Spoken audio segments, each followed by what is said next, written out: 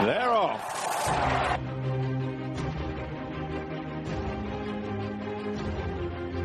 All covered, all ground, all fit. Franco won the Champions Stakes and lived up to the title. Driven out after running, Sire Greedy has seized the opportunity this season and he's going to land the biggest prize of all. Who lead the Derby field up to the line, and it's Ruler of the World who won the Derby. A royal win in the Gold Cup. Esteban has done it. Esteban and Ryan Moore have won for Her Majesty the Queen. It's Monroe to win the National.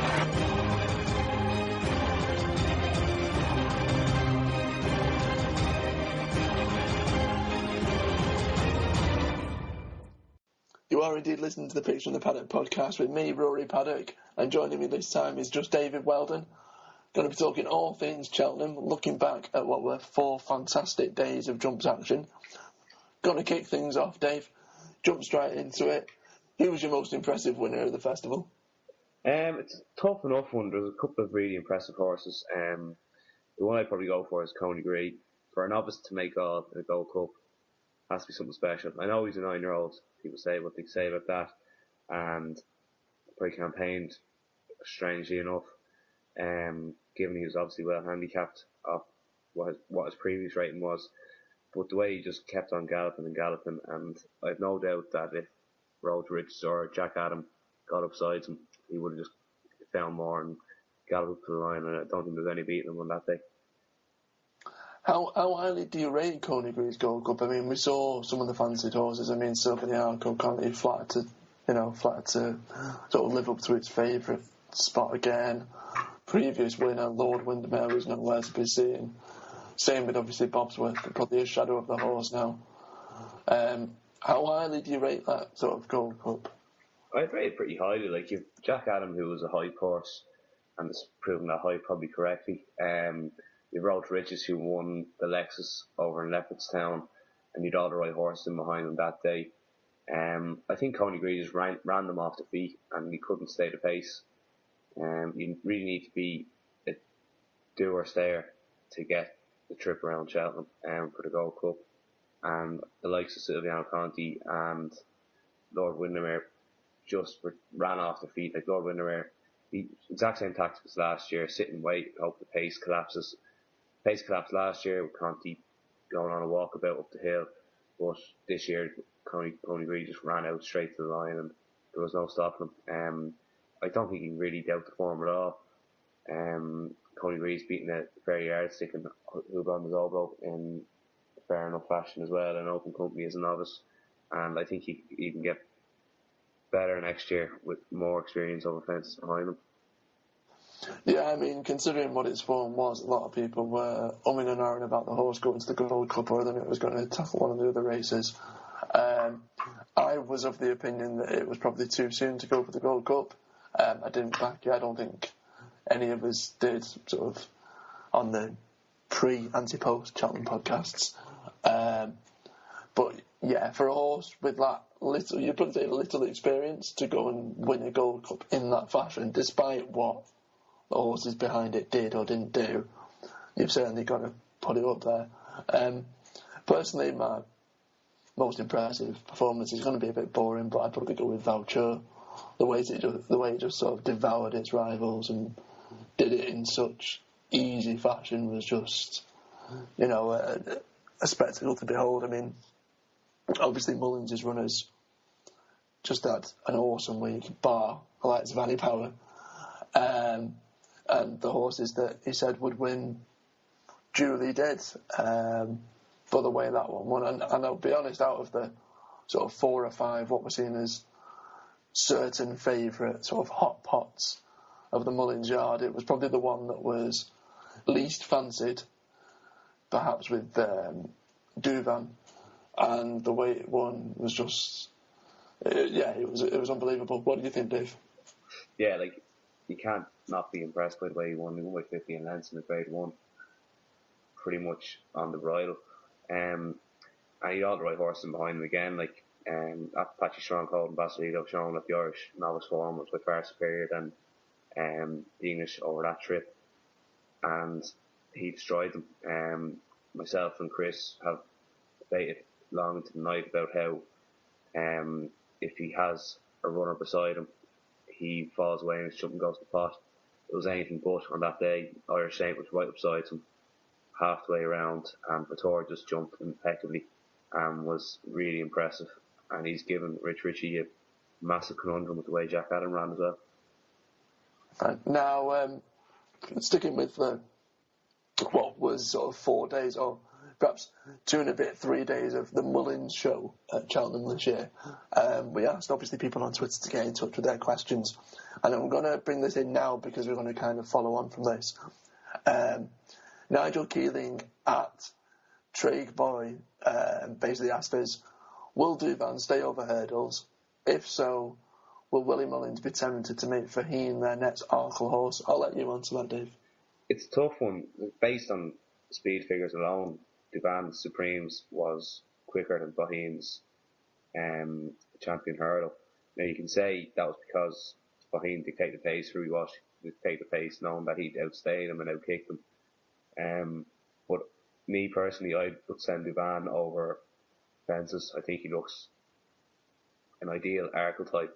He's a massive horse, massive frame, has loads of filling out still to do, and I think he could be a top quality Grade 1 chaser next year. I'd be tempted to keep Faheen over hurdles. I don't think he probably jumps well enough. He wouldn't give his fences enough respect, and just plough through them and make too many mistakes to win an Arkle. But over hurdles, he gets away with it. I just watched it again there before we came on air, and like, while he didn't jump as slickly as you would imagine a champion hurdler should, he was quick enough on the ground to make up for the length of time he spent in the air. And if he improves his jumping again, he could be the next Listerbrack.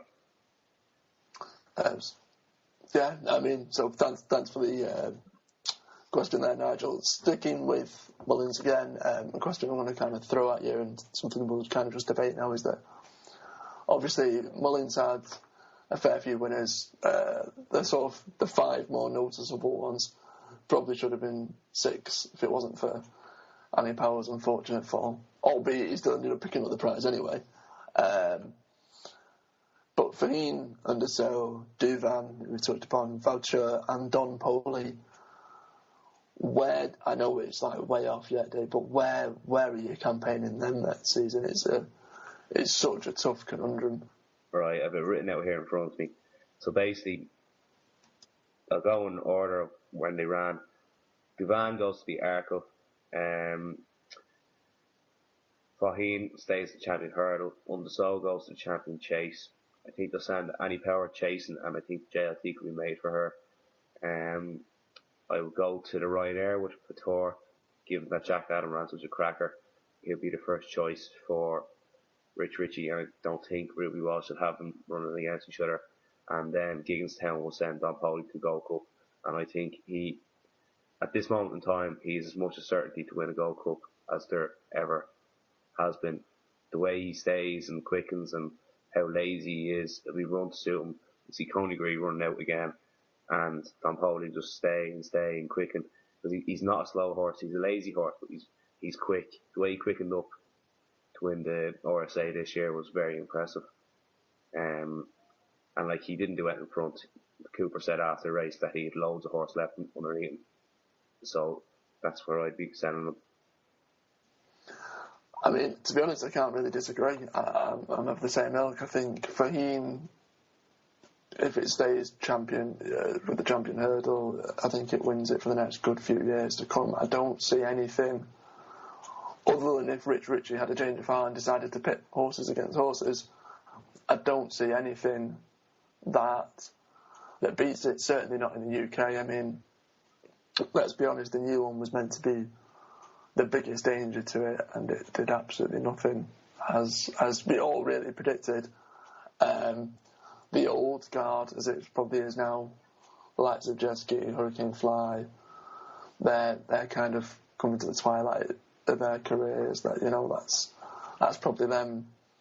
I wouldn't say finished, but any sort of hope of champion hurdle aspirations is probably gone. And beyond that, just looking at this year's renewal, there's nothing there that will suggest there's even things coming through the ranks that would trouble Faheen for the next few years, other than horses from its own yard. So I think Faheen will probably win the champion hurdle for the next few years. Under so, I think it's definitely going to go for the Queen Mother. I think, again, looking at this year's, and we'll touch on the Queen Mother in a bit, but other than dodging bullets, there's nothing for that horse to really worry about. Voucher, obviously, definitely stay chasing. We'll put it up for the 2 mile 4, 2 mile 5 chase. Don Poley, because obviously it's not a Richie horse, he'll be quite happy to go up against, say, Jack Adam. And trying to think who I've missed out now. Duvan's the one that kind of is a head scratcher for me. Like you've said, it's a horse that just couldn't place at this time. I think if you took Faheen out of the mix, I think it's a guaranteed Cheltenham champion hurdle horse. But again, the likelihood of them pitting that horse against Faheen and the likelihood of Faheen going chasing is slim. So Duvan, I'd probably just say watch this space. I couldn't really have an anti-post bet on him at this time. As for any power, I'm surprised that you say that it's going chasing. I think the 3 mile hurdle division is terrible. I mean, we look at the world hurdle that we've just had, and it's by far the worst world hurdle. And that's nothing in any disrespect to connections or owner or trainer or jockey of Cole Harden. But when a horse like Cole Harden wins a world hurdle, you know it's not a great world hurdle, you know. And I just don't see why they wouldn't just stick any power over the 3 mile trip and keep it there. You know, it was very unlucky not to win it, the mare's race. And it's not as if I don't think any of the Willie Mullins, Richie superstars will be targeting 3 miles. Do you think any of them would, if any power was to go chasing, any of them would go for the 3 mile hurdle route? The only fly in the ointment, I think Richie has this nostalgic notion in his head of winning all 4 championship races at Cheltenham, and that would be the only reason I could see any power going there.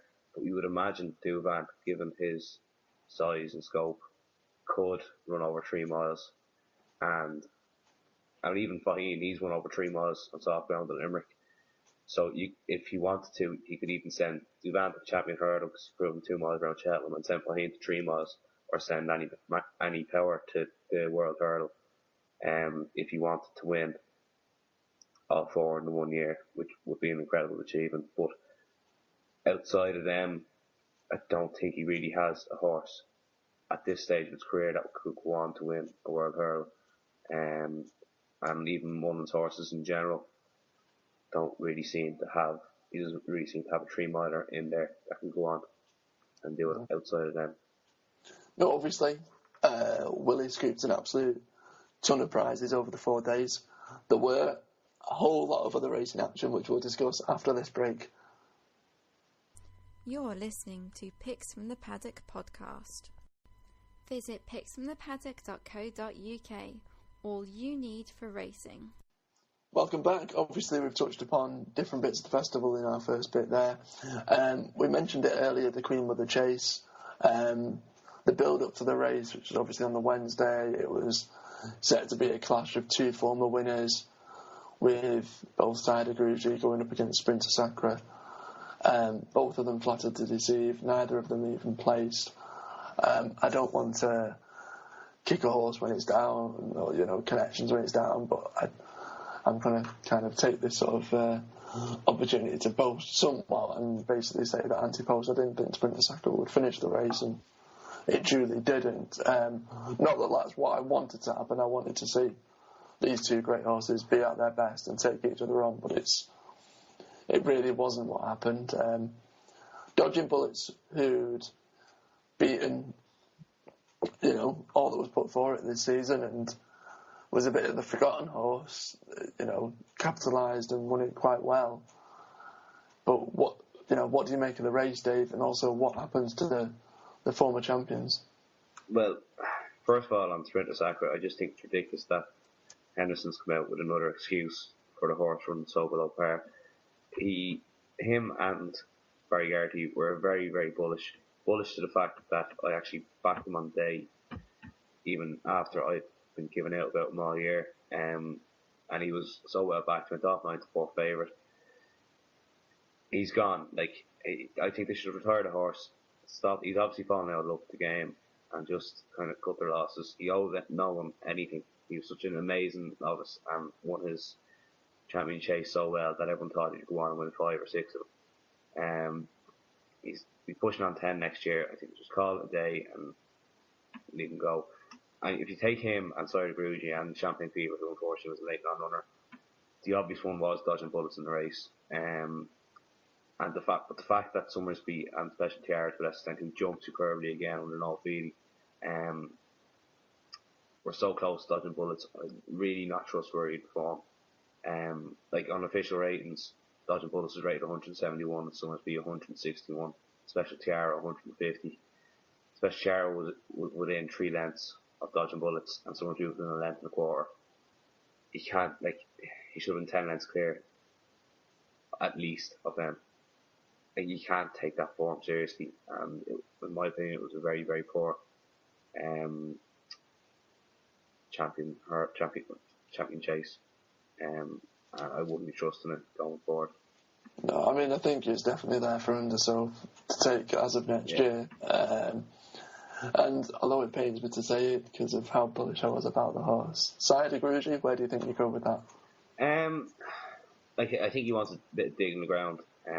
Gary Moore was kind of, after the race, kind of sour grapes from him, in my opinion. He blamed the ground staff and all that when it was just good soft ground, proper jumping ground. Like, if you're good enough, it was there to take. He never really travelled. He didn't jump as fluently. Maybe the Chepstow run took more out than they thought, and maybe that was the reason why he ran so flat.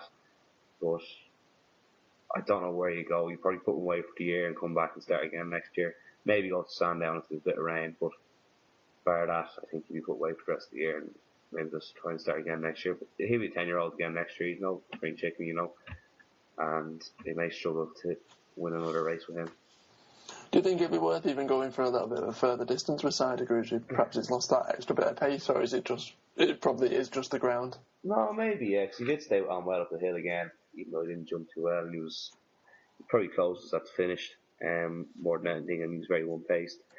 But, Summersby and Special Tiara, they're no speedsters. Well, Special Tiara is over the first 100 yards or a couple of furlongs, whatever, but maybe a step up and trip on good ground would suit him, but I don't know, it was very lethargic, in my opinion.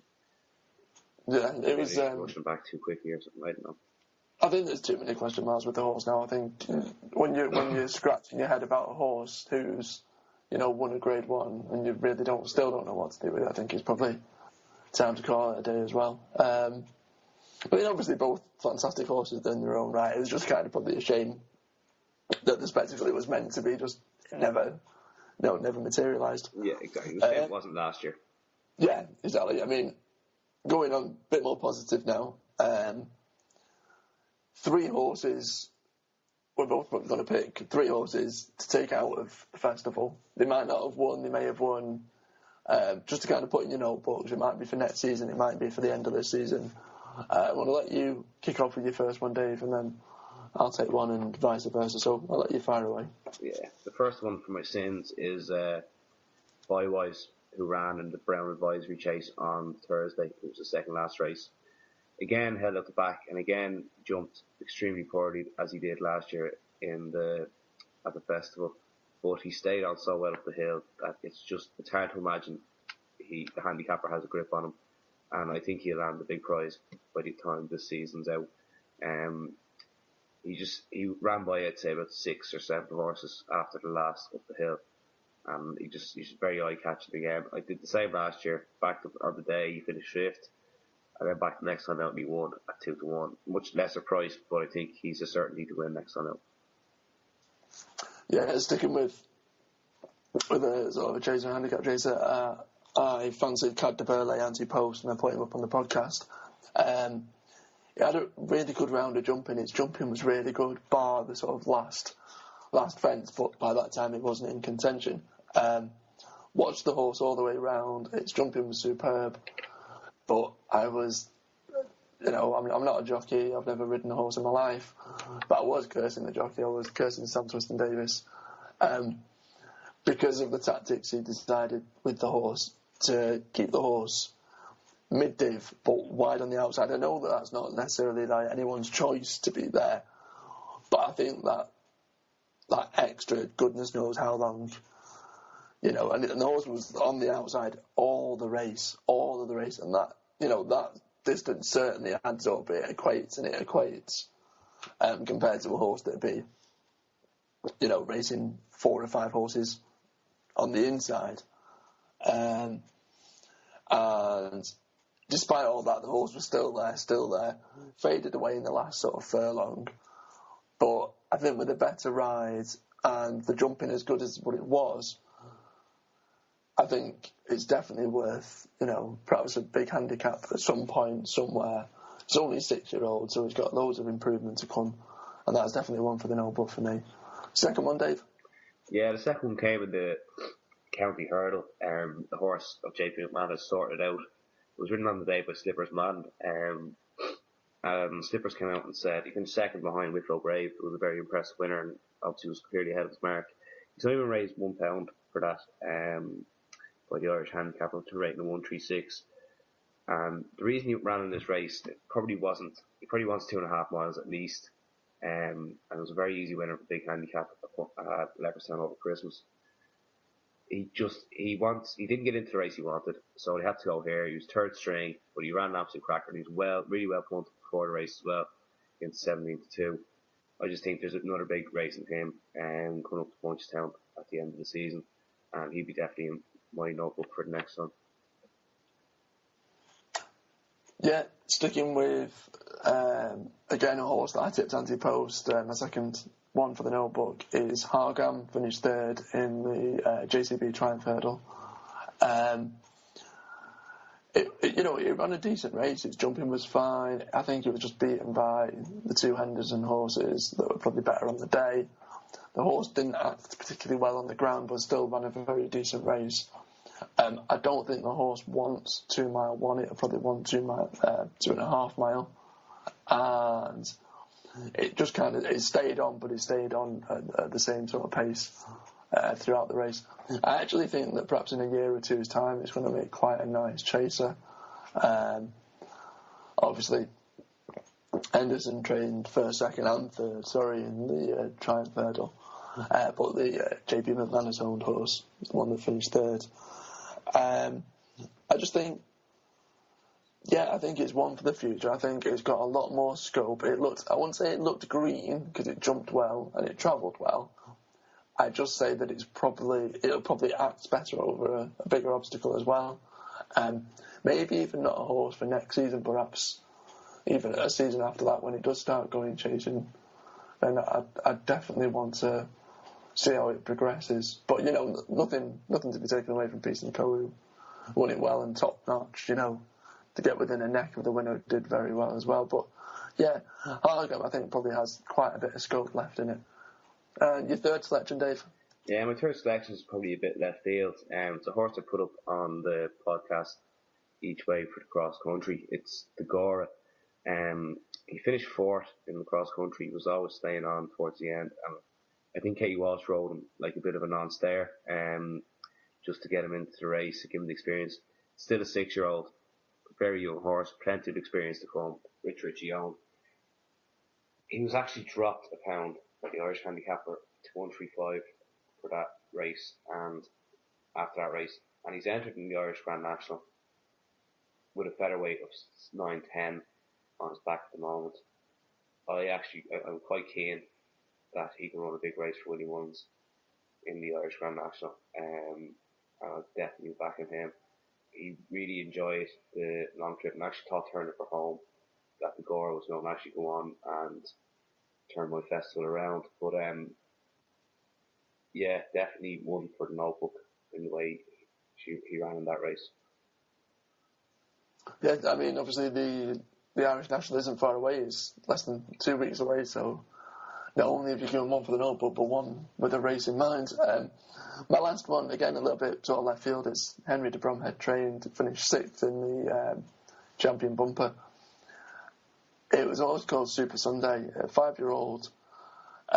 It sort of really, really keen hold and led for quite a lot of the way. I just don't think it acted on the sort of good to soft ground. The horse is a bit of a mudlark and it wants really soft ground, so I wouldn't necessarily say back the horse religiously. But if the horse goes back over to Ireland and gets that soft ground that it needs, I think it could be a bit of a forgotten horse and could possibly run well at a decent price, especially if it gets turned out again this season. Definitely one for the notebook on the soft ground. Obviously, we've touched on Cheltenham. One thing we're going to do before we say goodbye is we're going to look ahead. I know it's a little bit away yet, but look ahead to Aintree, and we're both going to pick sort of an anti-pole selection to fire out there, or a horse to look out for when the racing world heads to Liverpool. I'll go first, Dave. The Betfred Bowl. I think Smad Place will probably run a decent race on a flatter course with what is probably expected to be better ground over a slightly shorter trip. Still finished a relatively decent position in the Gold Cup, but was never going to really compete with that sort of horse. Obviously, the Betfred Bowl is going to be a much less classy a field at the Gold Cup, so probably doesn't have as decent arrivals. Certainly, Arco Conti's entered in that race, but I think the Gold Cup might have taken a bit out of the horse this year. And I think Smad Place 16-1. Yeah, I think that's probably a decent each way bet. Dave? Yeah, I'm actually going to put up a double, but unfortunately there's no anti-post bet at the moment. The two I fancy are Arctic Fire, who I have a sneaking suspicion could run in the 2.5 mile Aintree hurdle, which was won last year by the new one. He was closing really quickly on Faheen on a flatter track with further distance. I think he could be a big player in that race. And the other horse is Whisper in the Liverpool hurdle. He ran an absolute belter in the World Hurdle after been chasing during the year, and could be a little bit of a forgotten horse in that race. He won this race last year, very impressively, smashing at Fisher's Cross in submission. And yeah, Arctic Fire and Whisper to win the two main hurdle races at the Aintree Festival. Nice little double there. Well, if you're going to put up two, I think I might as well throw another one in the hat, and I'll go with Modus. I think after it's second in the Champion Bumper, I think it'll be a decent race. Again, on a flatter surface, it may look to improve a bit. It hadn't raced since Aintree last year before finishing second in the Bumper, and it might come on a bit for its Cheltenham run. It probably won't be 33-1, but I think it may still be a relatively decent price and could go well. Obviously, remember to keep in touch with everything that we're doing, jumping on picks from the paddock.co.uk, daily racing selections. Obviously, we'll be putting up this podcast as well as our 6 that we've obviously highlighted to put in the notebook. Jump on Twitter, follow us at PixPaddock, or like our page on Facebook. Also, now, since we've had the festival, we've got our brand new iPhone and Android app. So jump on the site, download it. Obviously, keep up to date with everything that we're doing. Thanks for listening and tuning in. You're listening to Picks from the Paddock podcast, your dedicated racing podcast. Stay updated by hitting that like button on our Facebook page and follow us on Twitter at PixPaddock.